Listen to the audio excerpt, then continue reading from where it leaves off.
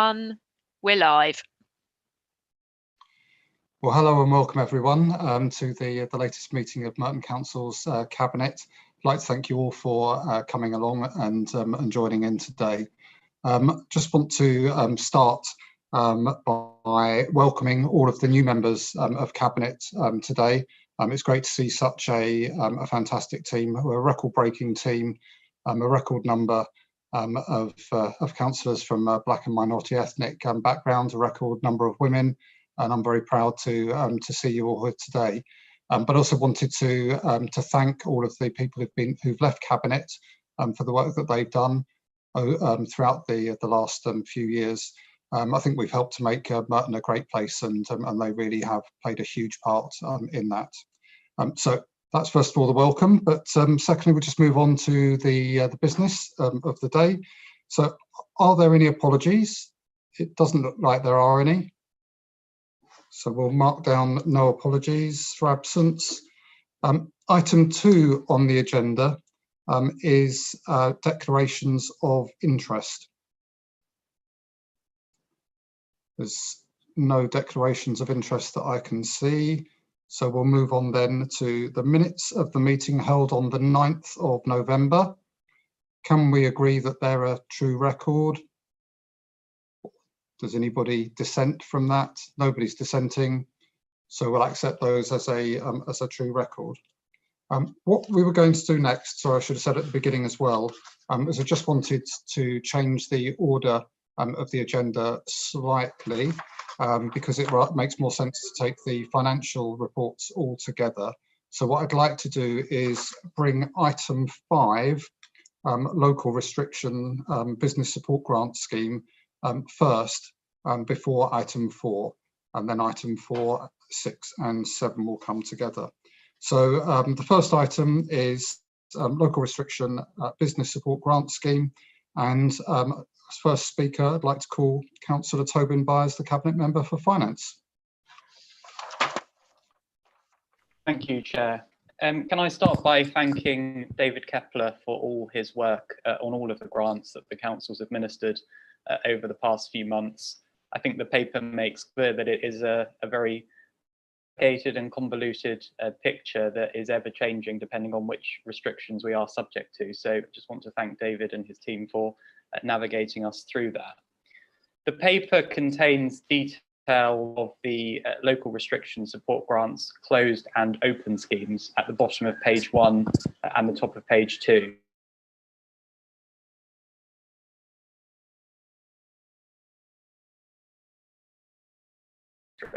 So I just again want to thank David for processing all of those so quickly and getting the support out to businesses as quickly as possible. In respect of the additional restrictions grant, this is a discretionary scheme for which the Council has just over £4.1 million. And the proposal before colleagues this evening is to award grants in 2 phases. For phase 1, £2 million will be available, and applications will be invited in 7th December and 6th of January. The full policy and criteria for applications is in Appendix B to the paper, and at the bottom of page 10, colleagues will see that we are hoping to be able to support some of those businesses who we've not previously been able to support with some of the other grants that have been available, in addition to new startups and businesses that are run from home and employ staff. I also want to thank the chief executives of both MVSC and Merton Chamber of Commerce, who have very kindly agreed to sit on the panel alongside council officers to consider applications. At the end of phase 1, we will undertake a review of the grants that have been given, and that will then inform the criteria that we develop for phase 2, which will have to come back to a cabinet for a separate decision. I'll be working closely with Councillor Owen Pritchard in his capacity looking at the local economy to ensure that we're able to target the support ultimately where it is most needed in what we know will be an extremely challenging economic climate next year. So I'd just like to end by again thanking David and all of his team for all of their work on this and endorse the recommendation to colleagues. Thank you, Tobin. And with us tonight, you've referred to them, and I'd like to echo my thanks to them, is the lead officers, Caroline Holland, the Director of Corporate Services, and Head of Revenues and Benefits, David Kepler. Caroline, did you want to add anything to Tobin's comments?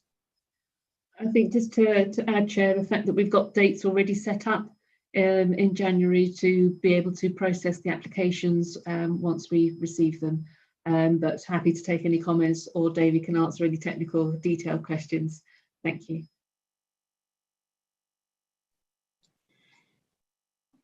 No, thank you, Caroline, and echo what Councillor Byers has said earlier.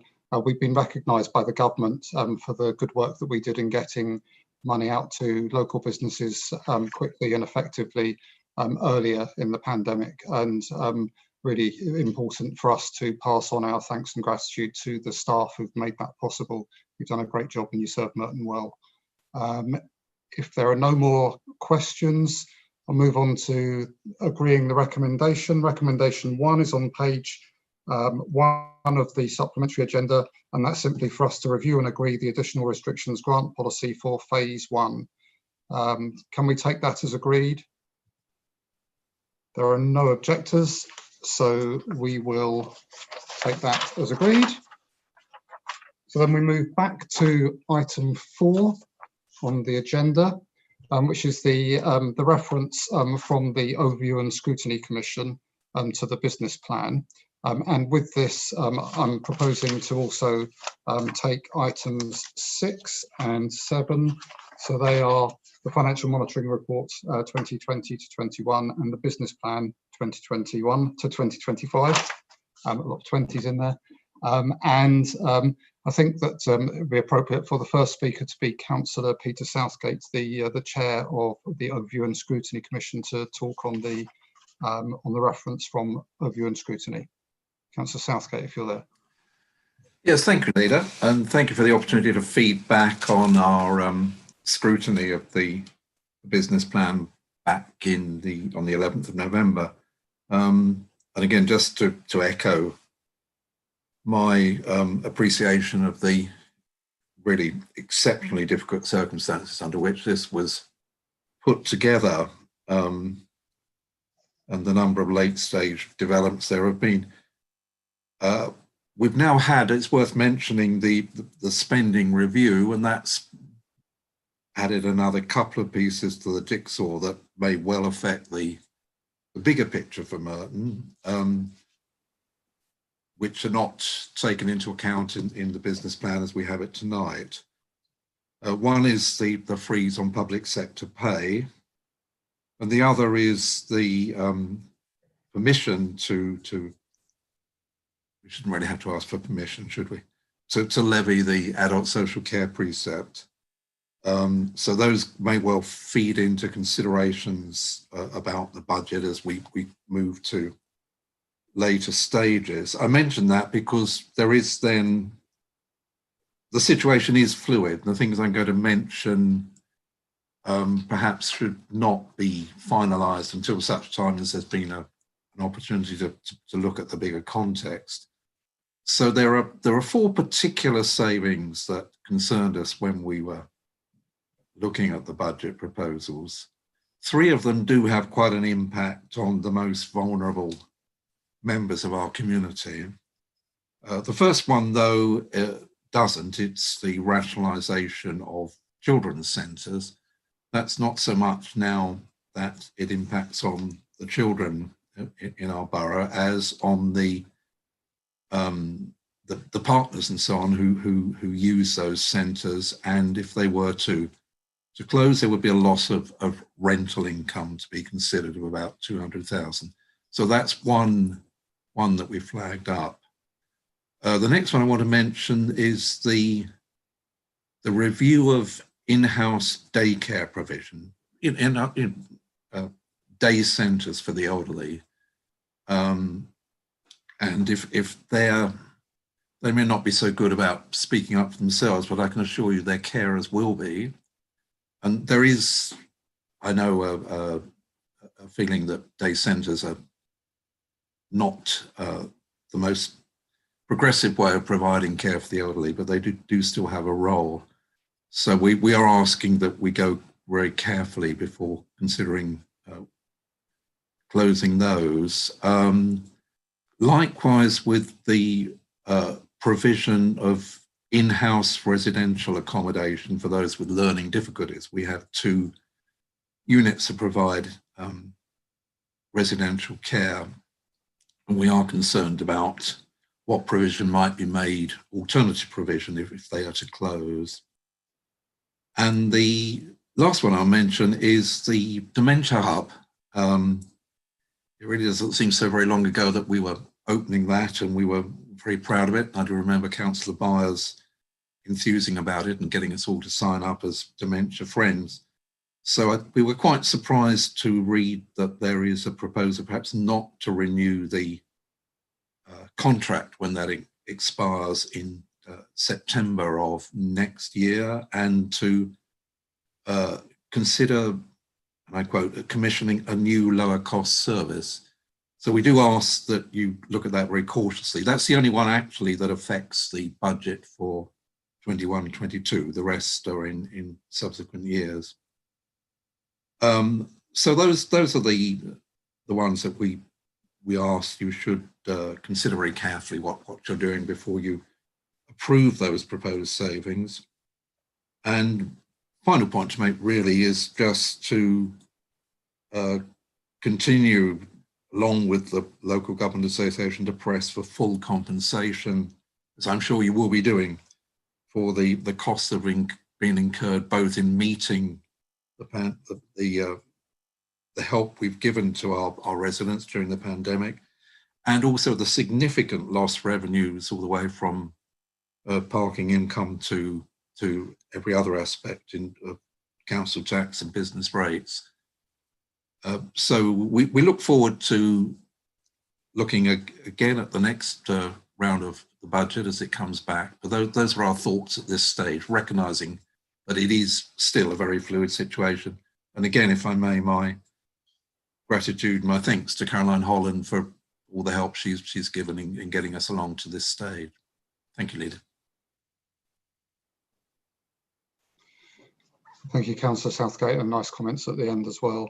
I'm sure that we'll have more to say about all of this, and probably agree with you about the need for councils to be compensated. I can't predict exactly what Cabinet's going to say, but if we can bring our first speaker both on your reference back and then also on the business plan and the financial monitoring reports. If Councillor Byers, do you want to respond and talk to those items as well? Yes, thank you, Chair. And can I start by echoing Peter's thanks to Caroline and Roger and to all of their respective officers for all the work that they've done on these papers. I'd like to thank as well Peter and the members of the Commission for their oversight and very thoughtful comments that you've provided us this evening and in your written reference. If I may, I'll come back to the reference when I deal with the business plan, and I'll just start briefly on the financial monitoring report for period 7. And again, I'd like to thank all officers for their work in controlling budgets as best as they can in such extraordinary circumstances this year. The forecast net adverse variance has come down slightly from the last financial monitoring report to just 8.2 million, which is obviously good news, but still a very large amount. And that's largely because we have received the first tranche of the sales fees and charges money from the government of 3.6 million. And obviously that is very welcome and we are grateful for it. But the table on page 15 shows clearly that the overall net cost of COVID is still £12.5 million to the council. So as Councillor Southgate has said, we do need to keep pushing to ensure that the government does fully reimburse us for supporting our communities as we were promised by the Secretary of State. In addition to COVID, there is still significant pressure on the DSG, which is currently forecasting an adverse variance of nearly 15 million, and that would be a cumulative deficit of over 27 million. And whilst a lot of work is going on internally between both corporate services and children's officers, this is another area where we do really need the government to step up and supply the resources that we need to deal with this problem. As reported last month, all indications are that the council would have actually been reporting a favourable variance, but for the pandemic. And I think in looking through the report and looking through the individual departments reporting a narrative, it is clear that the pandemic has impacted the vast majority of council services in some way. And coupled with the lack of clarity about the ongoing impact and the lack of clarity about the ongoing levels of government support, it is clearly something that we are going to have to very closely monitor. Finally, I just wanted to draw colleagues' attention to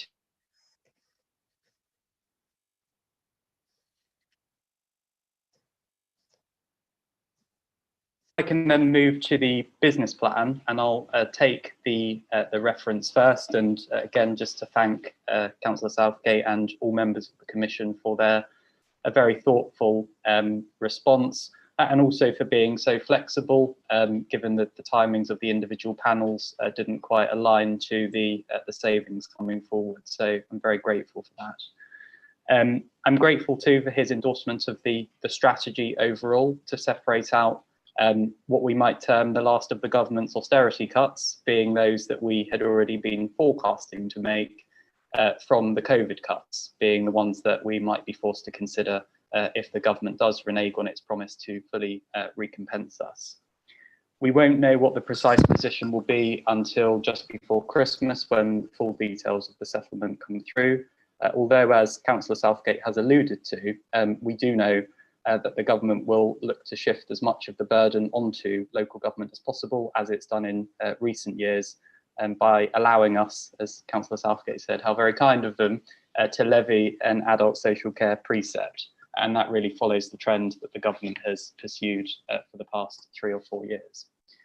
In respect of the 4 savings that the Commission has highlighted specifically, I know Councillors Stringer and Lanning might wish to comment on these, and perhaps the Director will as well. What I would say is that they are now full EIAs for all of the savings, or full draft EIAs that are appended to this version of the business plan. And I apologise that they weren't available for the Commission to review last month. But I'm sure Councillors Stringer and Lanning might wish to add some detail on the specifics of those savings. And finally, I'm grateful for the Commission's support for the LGA position, and as the leader has said, that is something that Cabinet will be pushing for, continuing to push for. In terms of the business plan itself, there are no new savings in this business plan because of the strategy to separate out the COVID cuts. However, as I've alluded to, there are draft EIAs for all savings which are appended to the business plan. As Councillor Southgate has said, we have recently had the spending review, and Caroline and her team are still working through the full implications of that. But what we do have at the back of the business plan is the LGAs on the day briefing, which provides some generic information about what the spending review contained. And ultimately, as I've already said, whilst the government purports that the spending review will result in an increase in core spending power, that is on the assumption that council tax will go up by 5%. And we know that that is likely to have a really detrimental impact on many of our residents, particularly in this really challenging year. The overall gap in the MTFS for the next financial year has reduced slightly to just under £12 million, but ultimately that remains an absolutely eye-watering sum, and one that would have a huge impact on our services if it was one that we were forced to make. And as I say, we'll await details of the full settlement for the final target just before Christmas. Finally, I just wanted to draw colleagues' attention to some changes to the timetable, which is at page 95, to reflect the fact that the COVID savings won't be published until after we have full details of the settlement. So there are additional meetings with both scrutiny and Cabinet to ensure that full scrutiny and oversight can be afforded to those additional savings in the new year. Thank you, Chair. Thank you, Councillor Byers, for your statements about that, and I look forward to you carrying out your tasks as the new Cabinet Member for Finance. Very welcome to it. In the meantime, also like to thank officers for their involvement and ask the Director for Corporate Services, Caroline Holland, if you'd like to add anything to Councillor Byers' comments. Just briefly, Chair, on the monitoring report on page 13, you can see that there were some adverse swings, in particular in environment and regeneration. And I think as sort of further lockdowns may or may not occur, and depending on which tiers we find ourselves in, this could have further implications on our budgets and our income streams. We have shown the first tranche of our sales fees and charges income of 3.6 million. But again, that is now dependent on sort of the loss of income as we go forward. So we are in the middle of completing our next claim for that. And we should get the results of that probably in February.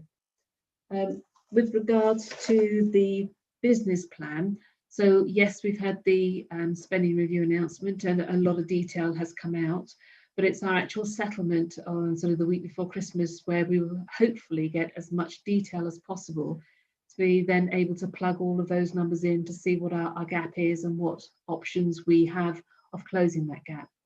Clearly at this stage, there doesn't appear to be any additional help for the dedicated schools grant. So we're also looking to revise that and see what impact that may have on our gap as we go forward. With regards to Councillor Peter Southgate's comments at the beginning, so yes, we are now allowed to levy a 3% adult social care preset, but with regards to the public sector pay freeze, that was for those areas of the public sector where the government does determine their pay. It doesn't determine that for local authorities, but that doesn't mean we may not still have a pay freeze. But as the NHS have had a pay increase, and so many of our staff have been key workers in responding to the pandemic, we wait to see what the employers come back to with us. Clearly, you've seen in the papers what the trade unions are asking for, but we just need to see and what impact the employers think about with regards to the pay award. We are waiting to see and hoping that as much information will come out about the grant allocations as possible. There are some very large numbers being referred to, but until we actually know the detail behind that, it makes it very difficult for us to bring something to you all in one go for you to then be able to take those decisions. So we do ask you to bear with us to have as much information to you as possible, but recognising that some things may be coming out still very late in the day. We are, as Councillor Tobin Byers has said, a revised timetable to actually allow us to go through back to scrutiny with the pack that will come out before Christmas with the draft quality assessments. So if you do find there is anything that you want to add, then please do let us know. And we have put a summary view in the report which highlights what the outcomes of each of those assessments currently are, and that doesn't mean that further work will not be undertaken to mitigate any of those impacts.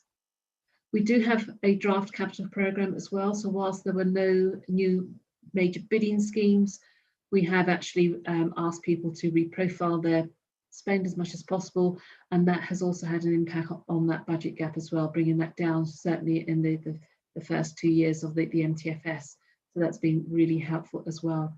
And within the information pack that will come out to members will also be the first draft service plans. So again, you can see the context of the areas and projects that services are taking forward aligned with some of the savings and changes to services that need to be undertaken.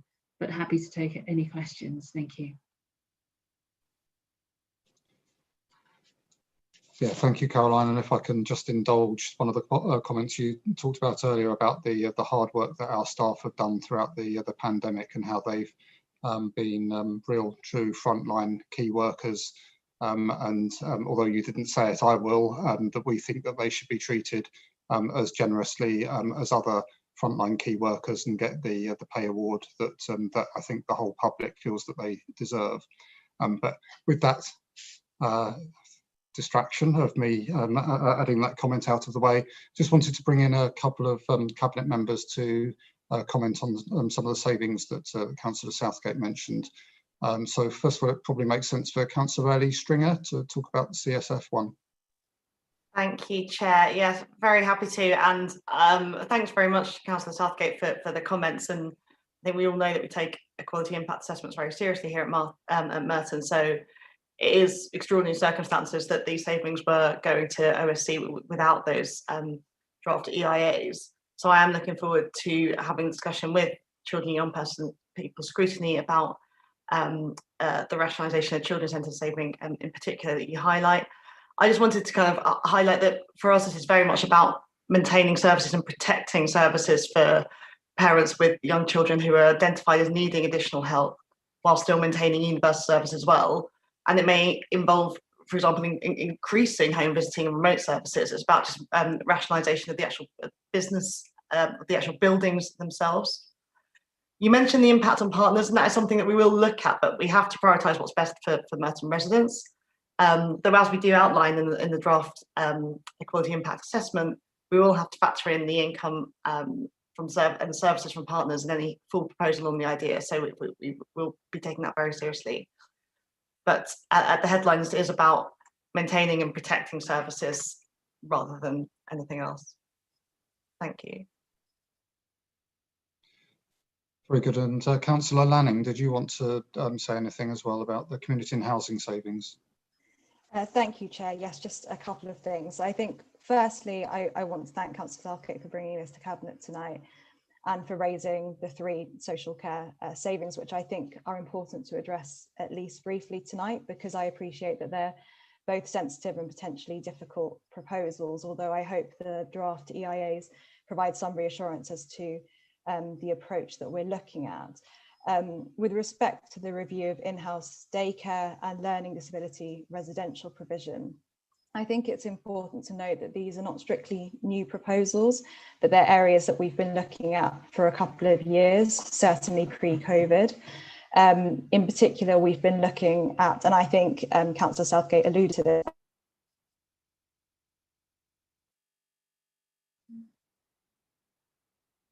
this.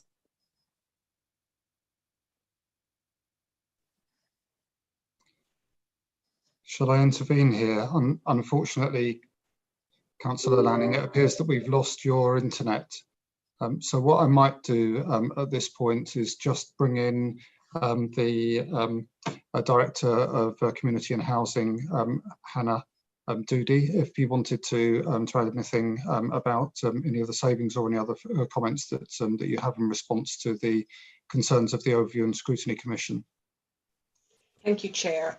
Firstly, if I may, can I just come back on the children's centres just to say, Chair, that obviously this saving is for 22-23, and this will allow us the time to review the buildings, to review the service offer, and to look at the income generating capacity of those buildings. So just to reassure, we have got time to do that piece of work. So again, we're at the start of a journey on that. In relation to community and housing, and starting with the day centres, I think Councillor Lanning is absolutely right. This is something we've been looking at for a while now. We have quite a traditional offer, and that is liked by many, but we have seen a decline in the numbers that's taken up by our younger population as they move into adulthood. So there is a need for us to look across the system of how we deliver those types of activities within our community, with access to not only just activities, employment opportunities, and all the things we would expect any individual in the borough to have access to, irrespective of their age or disability. We are at the start of this journey, even though we've been talking about it for a long time. There is a need to look at each individual. This isn't just about a building, it's about the individuals that attend that building. Daycare settings is absolutely right for some people, and that is why we want to look at the whole of the sites across the piece, not just one particular day centre. In relation to Eastways, this is our older people day centre, and we've got 31 users in that centre. Again, even pre-COVID, due to the frailty of our older people attending that centre, we have seen a rapid decline in attendance.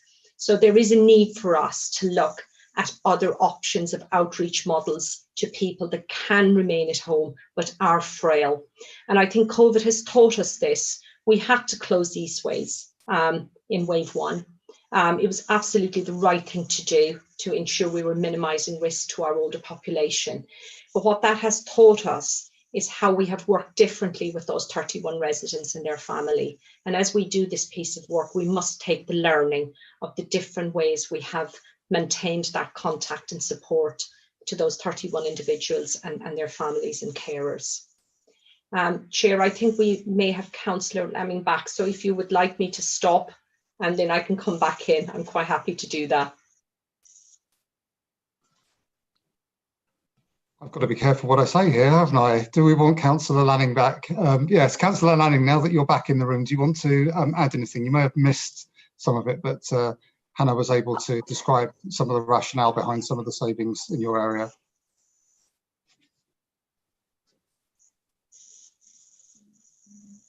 Oh no, I think I've spoken too soon. I think I'm still here. Oh, go on then. Would you like to say anything further?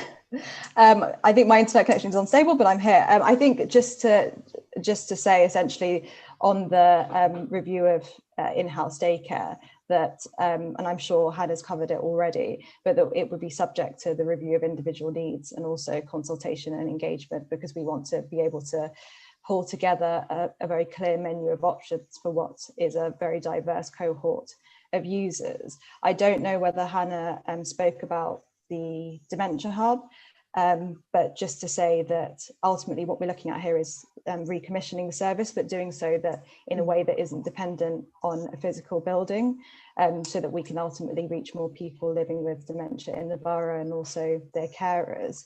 And I think the experience of COVID as well, it's shown how we've had to shift activity from in-person to outreach. And we want to be able to explore how we can do this more in the future, particularly around working more closely with memory clinics, for example, and supporting people in their own homes, but also in other community spaces in the borough and closer to where people live. And I think the same, it goes to say, as mentioned previously, that this would be subject to consultation and engagement, and also subject to full discussion about each of these savings at January's Healthier Communities and Older People Overview panel, where officers of course will also be present to address any additional issues that members may have. Thank you. Thank you, Councillor Lanning, that was brilliant. I'm pleased that we've held it together for you on the second time round. Hannah, did you want to supplement anything further that Councillor Lanning had said? I think just to pick up also on Councillor Southgate's issue that he raised around the in-house residential. So 2 units, we have currently 9 residents across those 2 units. Most of our placements are in the independent sector, so the unit costs for these small units are incredibly high, but we have got a lot of potential on one of those sites to look at different accommodation needs, certainly around supported living for people with learning disabilities in the borough, so we can keep them in the borough rather than sending them out of the borough. So there is some further options. Again, we're at the start of this journey, and there needs to be a whole rationalisation of those 2 sites, but also any potential for development around further accommodation for people with a learning disability. We're quite keen to engage a strategic partner in this work, a good evidence base in relation to meeting the needs of people with learning disabilities. Thank you, Chair.